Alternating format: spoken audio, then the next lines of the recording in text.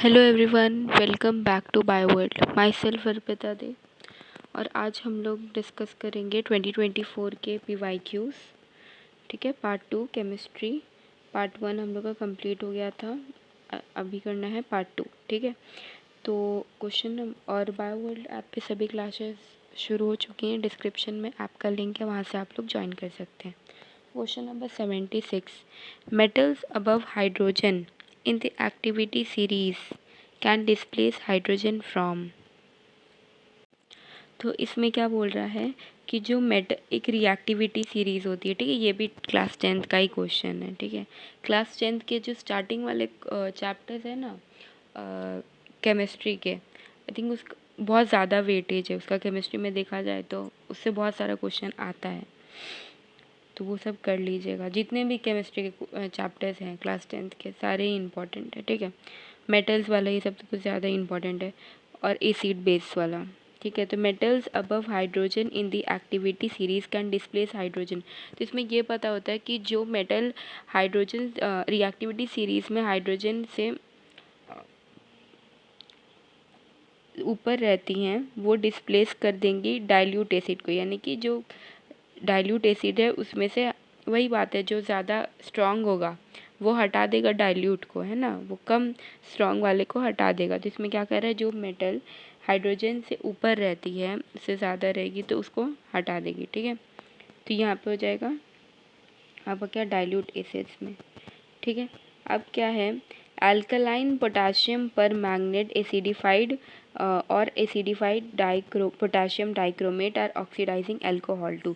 तो ये सारे क्या है, स्ट्रॉन्ग ऑक्सीडाइजिंग एजेंट है, स्ट्रॉन्ग ऑक्सीडाइजिंग एजेंट है। तो जब भी कोई स्ट्रॉन्ग ऑक्सीडाइजिंग एजेंट अल्कोहल पे एक्ट करता है तो वो डायरेक्ट एसिड बनाता है, लेकिन अगर वीक करेगा तो पहले एल्डिहाइड में कन्वर्ट करता है, फिर उसमें हम लोग डालेंगे, फिर अल्कोहल इसमें कीटोन में कन्वर्ट करेगा, फिर स्ट्रॉन्ग डाल, फिर वो एसिड में कन्वर्ट करेगा। मतलब ये स्टेप वाइज है। लेकिन अगर हम लोग स्टार्टिंग में ही स्ट्रॉन्ग ऑक्सीडाइजिंग एजेंट अगर डाल देते हैं तो वो डायरेक्ट किस में कन्वर्ट करता है, एसिड में कन्वर्ट करता है। ठीक है, यानी कि अम्ल में कन्वर्ट कर देगा। अब देखिए, catalyst is use in the hydrogenation vegetable oil, यानी वनस्पति तेल में हाइड्रोजिनेशन में प्रयुक्त उत्प्रेरक क्या है, कैटलिस्ट क्या है, तो वो है निकल।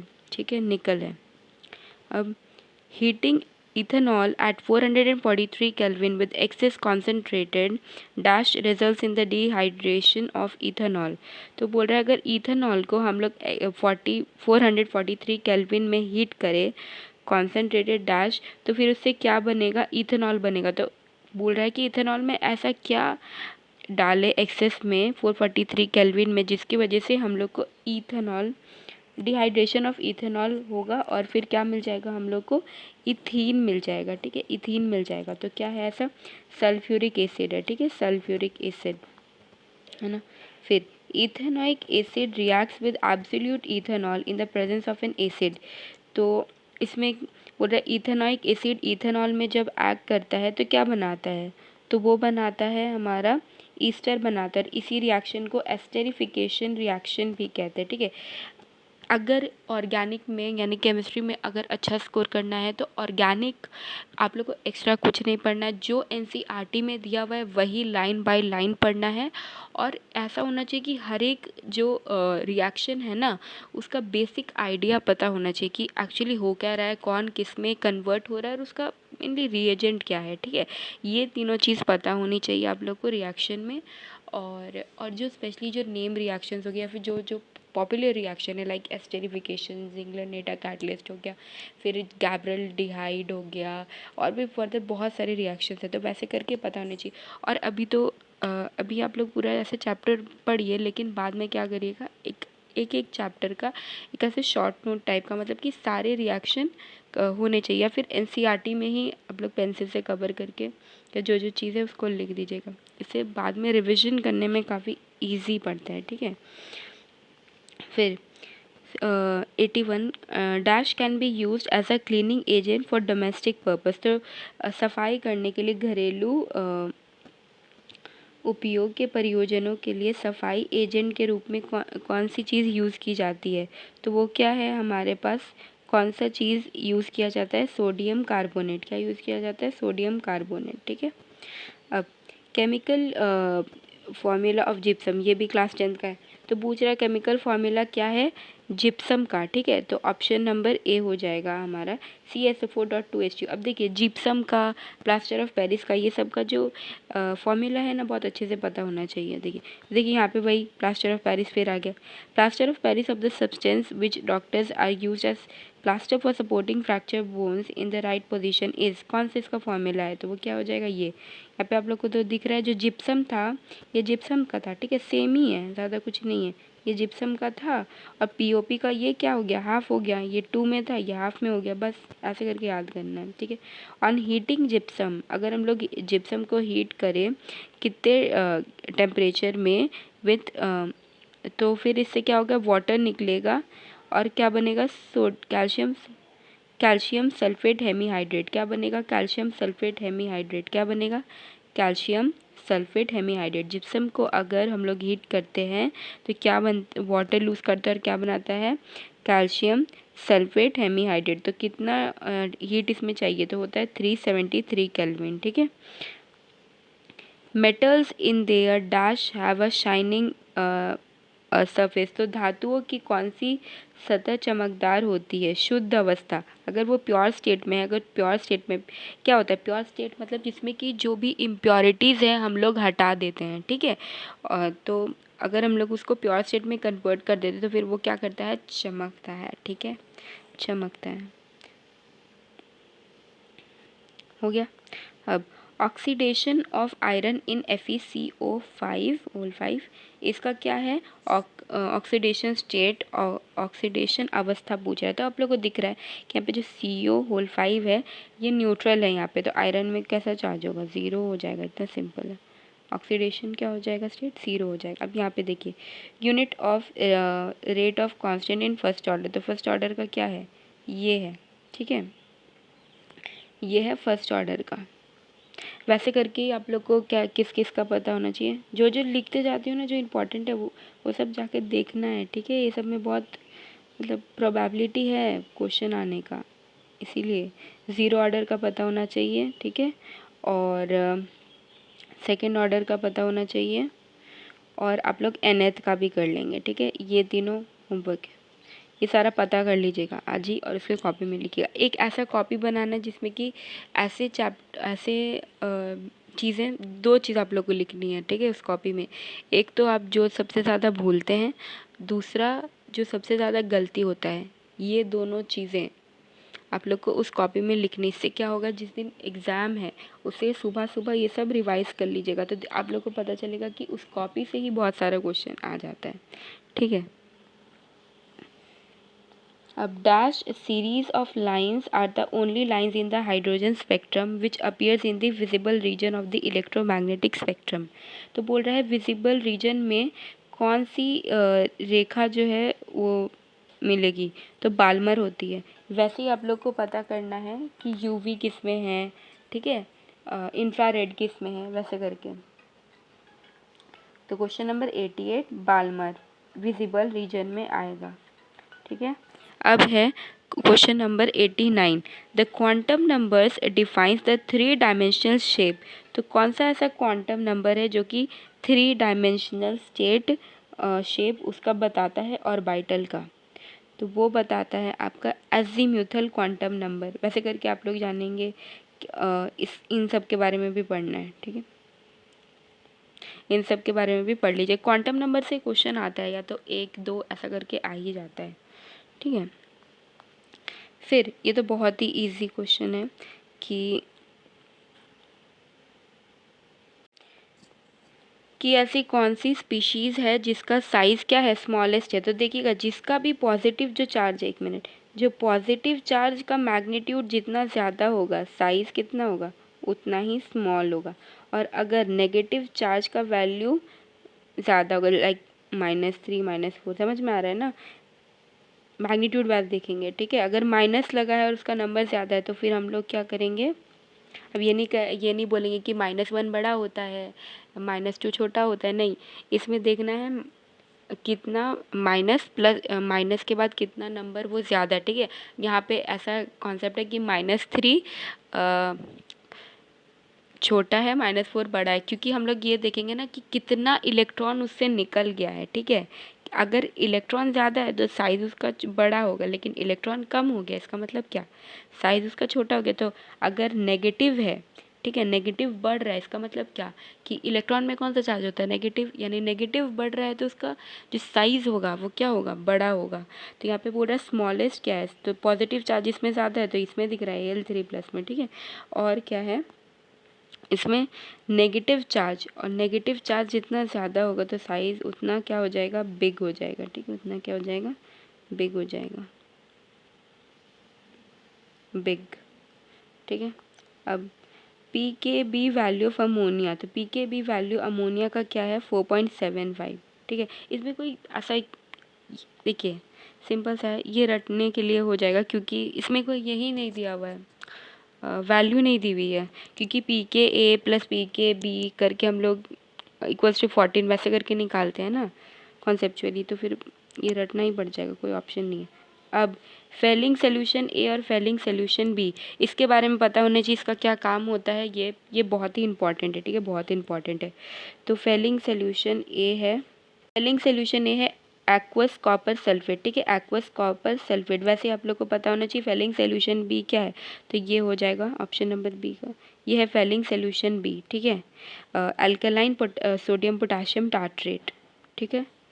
और आप लोग ये कमेंट में बताना रॉशेल सॉल्ट किसको बोलते हैं, ठीक है, इसी में आएगा, लेकिन आप लोग बताना है कौन सा है रॉशेल सॉल्ट, फेलिंग ए है या फिर फेलिंग बी है, ये बताना है कमेंट में, ठीक है।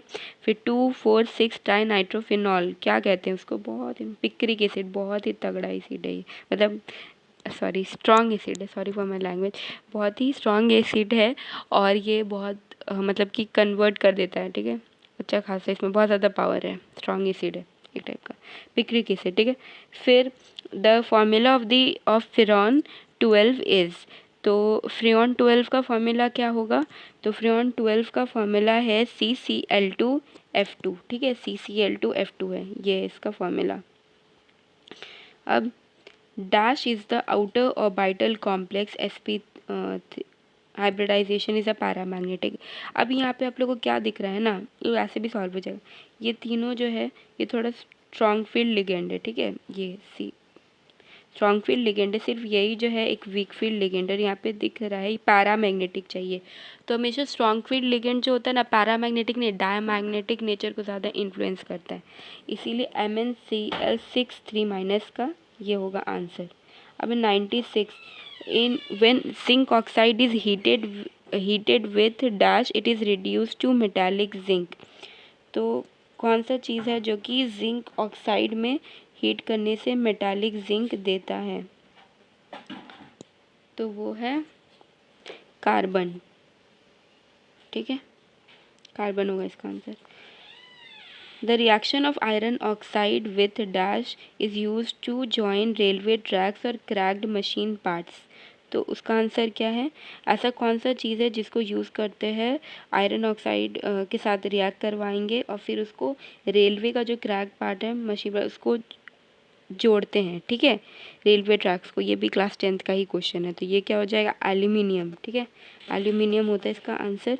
फिर sodium magnesium and calcium are obtain by the electrolysis of their molten oxides, ठीक है, मोल्टन ऑक्साइड्स होगा, सॉरी ऑक्साइड नहीं क्लोराइड्स होगा, ठीक है, क्लोराइड्स होता है। Generally in India dash gold is use for making ornaments, तो 22 कैरेट गोल्ड को यूज़ किया जाता है, क्योंकि अगर 24 हो गया तो वो मतलब कि उसमें ना ऐसे जो उसमें पैटर्न्स बनते हैं, डिज़ाइनिंग पैटर्न्स, वो उतना अच्छा नहीं बन पाता, ठीक है, इसीलिए 22 कैरेट ज़्यादा प्रेफर किया जाता है। फिर if one of the metal dash is then the alloy is known as, अगर ये मरकरी यूज़ की गई है, ठीक है, अलॉय में, तो उसको क्या बोलेंगे, एमलगम, ठीक है, एमलगम। तो स्टार्ट करते हैं question number 1 biology. Which of the following is an example of autotroph, तो बोल रहा है कौन सा एग्जाम्पल है ऑटोट्रॉफ का, तो ऑटोट्रॉफ क्या होता है और हेटेरोट्रॉफ क्या होता है, तो ऑटोट्रॉफ किसको कहते हैं, जो अपना खाना खुद बना सकता है ना, स्वयं बना सकता है, लेकिन हेटेरोट्रॉफ किसको कहते हैं? जो किसी और पे डिपेंडेंट रहेगा अपने खाने के लिए। जैसे कि हम लोग जो है, ह्यूमंस जो हैं, वो हेटेरोट्रॉफ है। क्यों? क्योंकि वो डिपेंडेंट है। लाइक सपोज़ कोई वेजिटेरियन है तो वो डायरेक्टली प्लांट्स पे डिपेंडेंट है। सपोज़ कोई नॉन वेजिटेरियन सोर्स ले रहा है तो वो क्या है, वो भी इनडायरेक्टली ही ऑटोट्रॉफ्स पे ही, यानी कि प्लांट्स पे ही डिपेंडेंट है। क्योंकि जो अब जो जानवर है, जो एनिमल है जिसको खा रहे हैं, ठीक है, तो उसने भी तो प्लांट्स को खाया होगा, या जो भी फर्दर लाइन ले रहे तो वो dear.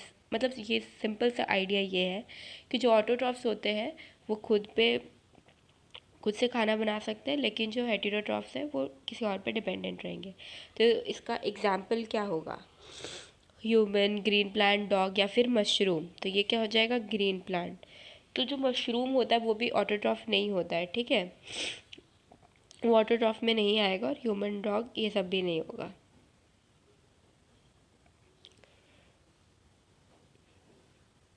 Which of the following is the function of stomata in plants? तो कह रहा है पौधों में रंध्र का क्या कार्य है? तो क्या काम होता है? एक्सचेंज ऑफ गैसेस, गैसों का आदान प्रदान, है ना, एक्सचेंज ऑफ गैसेस। तो answer number B. Question number 103, which part of the plant controls the opening and closing of the stomatal pores? तो क्या कह रहा है कि जैसे हम लोग को पता है ऐसे स्टोमेटा होता है, तो बोल रहा है जी ये जो स्टोमेटल पोर बना है, ये वाला जो पोर बना है, ये पोर कैसे ओपन या फिर क्लोज होता है? तो ये होता है गार्ड सेल। ये जो है ना, ये वाला, इसको क्या कहेंगे? Guard cell. तो गार्ड सेल्स रक्षक कोशिकाएं, है ना। अब what happens to the guard cell when the water flows into them? तो जब पानी अंदर आता है गार्ड सेल के अंदर, तो क्या होता है? वो स्वेल हो जाएगा। और जैसे ही पानी, अगर जैसे कि यहाँ पे फ्लोज इन है, अगर फ्लोज आउट होगा तो क्या हो जाएगा? श्रिंक हो जाएगा। तो अगर ये क्या हो जाएगा? फ्लोज आउट, बाहर निकलता है, तो क्या हो जाएगा? श्रिंक हो जाएगा, ठीक है। अब which of the following is an example of parasitic organism? तो पैरासिटिक मतलब क्या? यानी कि वो किसी और के ऊपर डिपेंडेंट हो गया, जैसे कि मतलब किसी और से न्यूट्रिशन ले रहा है, ठीक है।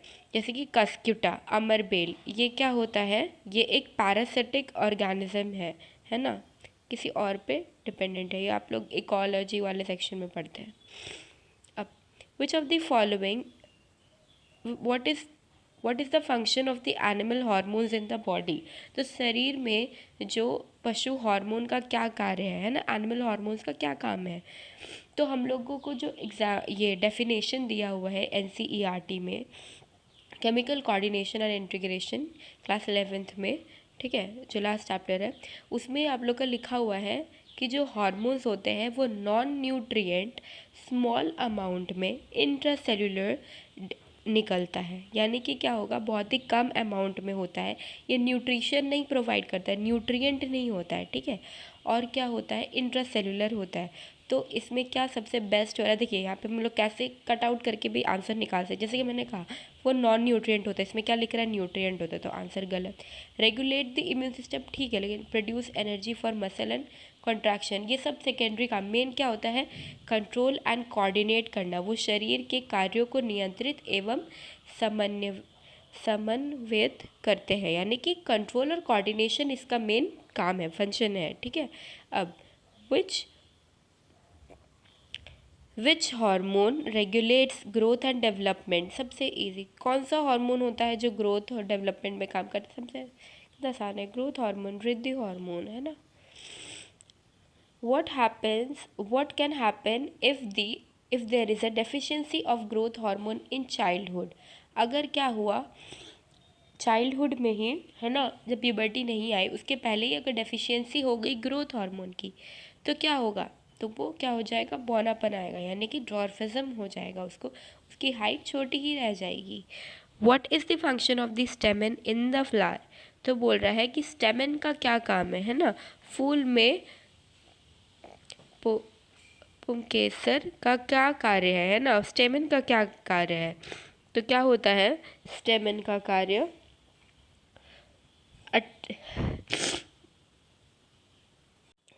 तो स्टेमन का काम क्या होता है? स्टेमन क्या है? मेल रिप्रोडक्टिव ऑर्गन है फ्लावर्स में।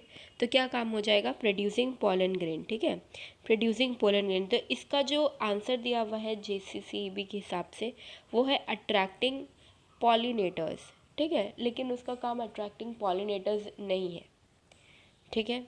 क्या होता है? स्टेमन क्या है? मेल रिप्रोडक्टिव ऑर्गन है फ्लावर्स में। तो मेल रिप्रोडक्टिव ऑर्गन का फ्लावर्स का क्या काम होता है? ऑफकोर्स पोलन ग्रेन सिक्रेट करना, प्रोड्यूस करना। तो क्या हो जाएगा? प्रोड्यूसिंग पोलन ग्रेन, गलत है आंसर, ठीक है इसका। What is the current scientific definition of hormone? देखिए अभी मैंने बताया ही था कि हार्मोन क्या क्या होता है, इसमें वही चीज़ एक बार पूछा, उसका अब क्या पूछ रहा है वापस से, वो क्वेश्चन रिपीट हो गया थोड़े अलग सेंस में। तो क्या होता है इस जो एग्ज़ाम में है ना, कुछ कुछ चैप्टर्स को ही उठा लेंगे और उसी से ज़्यादा लगातार क्वेश्चन पूछते जाते हैं, ठीक है। तो what is the current scientific definition of hormone? तो अभी का क्या होता है, मैंने क्या कहा था, नॉन न्यूट्रिएंट होता है, कहा था, और इंट्रासेलुलर मैसेंजर की तरह काम करता है। और इसमें क्या और हम लोग ऐड कर सकते हैं जो बुक में लिखा हुआ है, ट्रेस अमाउंट में, यानी कि कम अमाउंट में, स्मॉल अमाउंट में सिक्रेट होता है। तो क्या हो जाएगा? अंतर कोशिकीय संदेश वाहक के रूप में कार्यरत गैर पोषक रसायन।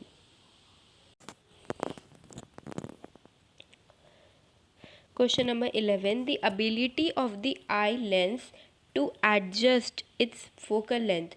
तो वो कौन सी एबिलिटी, क्या कहते हैं उस एबिलिटी को जिससे जो आई का जो लेंस है ना वो क्या होता है, हम लोग उसके लेंथ को छोटा बड़ा कर सकते हैं, ठीक है, छोटा बड़ा कर सकते हैं। तो क्या होगा? वो एकोमोडेशन कहते हैं, ठीक है, एकोमोडेशन, समंजन, है ना, एक मिनट, समंजन।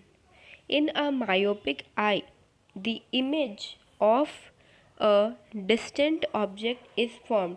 तो जो मायोपिक आई है उसका जो ये है प्रतिबिंब है, वस्तु के प्रतिबिंब, यानी कि इमेज फॉर्मेशन कहाँ पे हो रहा है? तो कहाँ हो जाएगा? In front of the cornea, cornea के सामने, है ना, कॉर्निया के सामने।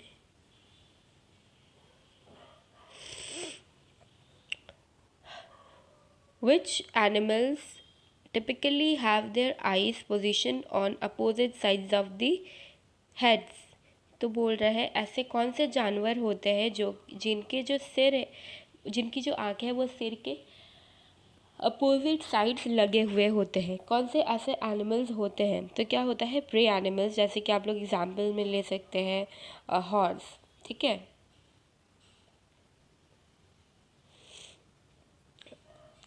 अब वो शिकार तो नहीं करता है लेकिन हाँ आता है, उसी में आता है, ठीक है।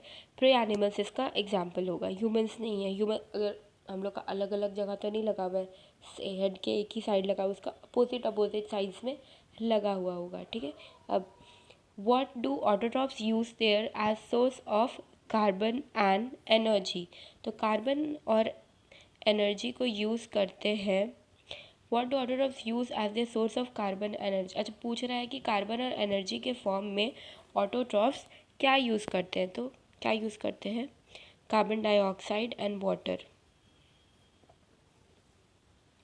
वो फार्मूला है ना, C6H12O6 + 6CO2 gives 6O2 + 6H2O करके, वही वाला है, ठीक है, ऐसे करके।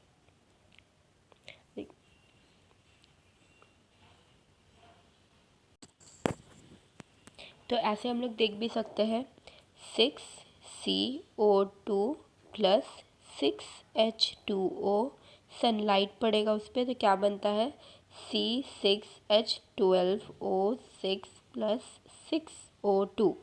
तो ये हो रहा है, तो ये क्या हो गया हमारा? एनर्जी है, ग्लूकोज है, ठीक है। तो ऐसे करके बन रहा है। तो क्या यूज़ कर रहा है? कार्बन डाइऑक्साइड और वाटर, कार्बन डाइऑक्साइड और वाटर यूज़ कर रहे हैं, ठीक है, दिख भी गया। अब what type of organism depend directly or indirectly for their survival? तो मैंने यही कहा था कि जो फर्स्ट क्वेश्चन था इसी के ऊपर था कि ऑटोट्रॉफ्स और हेटेरोट्रॉफ्स का।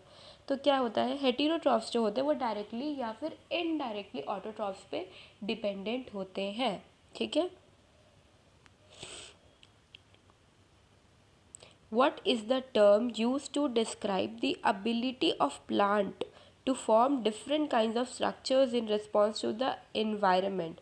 तो ऐसी कौन सी एबिलिटी है प्लांट्स की जो कि अपना जो स्ट्रक्चर है उसको चेंज कर लेता है जैसा ही इन्वायरमेंट है। तो क्या हो जाएगा, अडेप्टेशन होता है उसका आंसर। ठीक है, adaptation. Which phase of the cell cycle represents the actual cell division और mitosis? तो ऐसा कौन सा फेज़ है सेल साइकिल का जो कि एक्चुअल सेल डिवीजन होता है, जो मैंने एकदम स्टार्टिंग में क्लासेस लेती थी चैप्टर बेसिस पे, तो उसमें ये क्वेश्चन रहा होगा या मैंने डिस्कस ज़रूर किया होगा कि सेल साइकिल का जो मेन एक्चुअल डिवीजन होता है वो कहाँ पे होता है, वो होता है एम फेज़ में, है ना, एम फेज़ में होता है। फिर व्हाट आर पॉलीसैक्रिहाइड्स? तो पॉलीसैक्रिहाइड्स क्या होता है, long chains of what, long chains of, तो लॉन्ग चेन्स ऑफ क्या, लॉन्ग चेन्स ऑफ होगा आपका शुगर, है ना, लॉन्ग चेन्स ऑफ शुगर। तो जो वापस से आंसर की में जो आंसर है वो ऑप्शन नंबर डी है, लेकिन कॉन्सेप्ट वाइज पॉलीसैक्रिहाइड्स किसको कहते हैं, लॉन्गर चेन्स ऑफ शुगर। वैसे ही अमीनो एसिड का जो लॉन्गर चेन्स अगर बनाता है तो फिर वो क्या बन जाता है, प्रोटीन बन जाता है। बायोमॉलिक्यूल्स का क्वेश्चन है। ठीक है, फिर what are the primary function of glucocorticoids secreted by the adrenal cortex?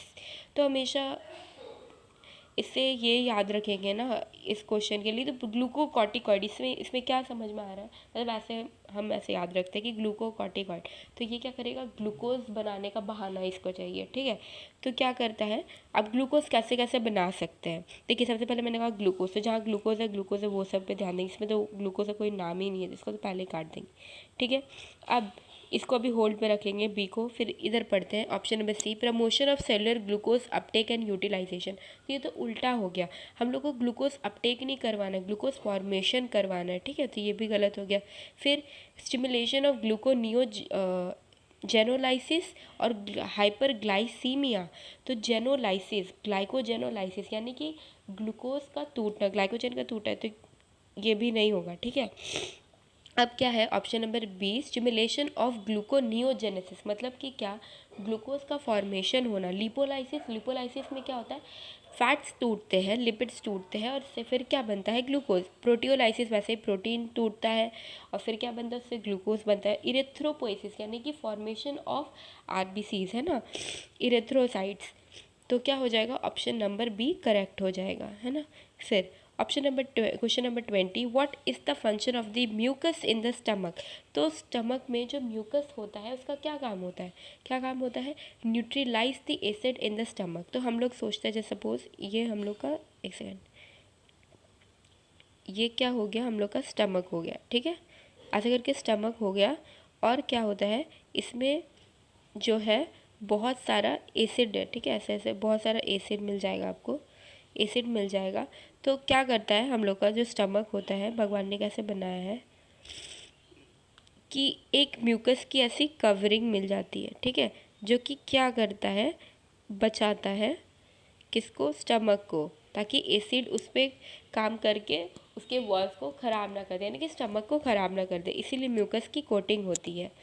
ठीक है, फिर 121, what is the approximate amount of blood, what is the approximate amount of blood filtered by the kidney per minute? तो कितना होता है, 125 ml पर minute. तो किसके अंडर आया, इसके अंडर क्या होता है, 120, एनसीईआरटी में लिखा हुआ है 125 ml पर मिनट, है ना, ये है डेटा। अगर एग्जैक्ट पूछे तो ये, और अगर रेंजेस में पूछे तो ये, कोई भी कर सकता है। फिर which term is use to describe colourless blood cells lacking haemoglobin? तो ऐसा कौन सा टाइप ऑफ ब्लड सेल्स है जो कि हीमोग्लोबिन नहीं है उसके पास, तो कैसा हो जाएगा, वो कलरलेस हो जाएगा। तो जो ल्यूकोसाइट्स होते हैं ना, यानी कि वाइट ब्लड सेल्स जो होते हैं, नाम से पता चल रहा है वाइट यानी कि कलरलेस टाइप होगा, तो इसमें हीमोग्लोबिन नहीं होता है, तो ये क्या हो जाएगा, ल्यूकोसाइट जो है वो कलरलेस हो गया। फिर 123, which type of cells are the most abundant in the total WBC cells? तो सबसे ज़्यादा क्या मिलता है हम लोग को, न्यूट्रोफिल, क्या मिलता है, सबसे ज़्यादा न्यूट्रोफिल्स एबेंडेंट होता है, और सबसे लीस्ट ये क्या होता है हम लोग का, लीस्ट होता है, यानी कि सबसे कम हम लोग को क्या मिलेगा, बेसोफिल्स मिलता है। ठीक है, फिर what is the role of the epiglottis during swallowing. तो जब हम लोग निगलते हैं ना खाना, तो फिर एपिग्लॉटिस का क्या काम होता है, एपिग्लॉटिस का काम होता है कि जो खाना है वो हमारे विंड पाइप में ना चल जाए, है ना, तो it prevents food from entering the larynx, है ना, या भोजन को स्वर यंत्र यानी कि लैरिंग्स, स्वर यंत्र यहाँ पे क्या है, लैरिंग्स है, वॉइस बॉक्स को ही कहते हैं ना लैरिंग्स, इसीलिए स्वर यंत्र में प्रवेश करने से रोकता है। ठीक है, अब what is the function of the pleural fluid. तो जो हम लोग को पता है कि लंग्स है, लंग्स में क्या ऐसे रहता है ना, प्लूरल फ्लूइड रहता है, तो ये जो प्लूरल फ्लूइड है उसका क्या काम है, प्लूरल फ्लूइड का काम है ताकि reducing the friction of the lung surface, lung surface का रिडक्शन को ये क्या करता है, कम करता है। तो इसी के साथ पार्ट 1 कंप्लीट हो जाता है 2023 बायो का। ठीक है।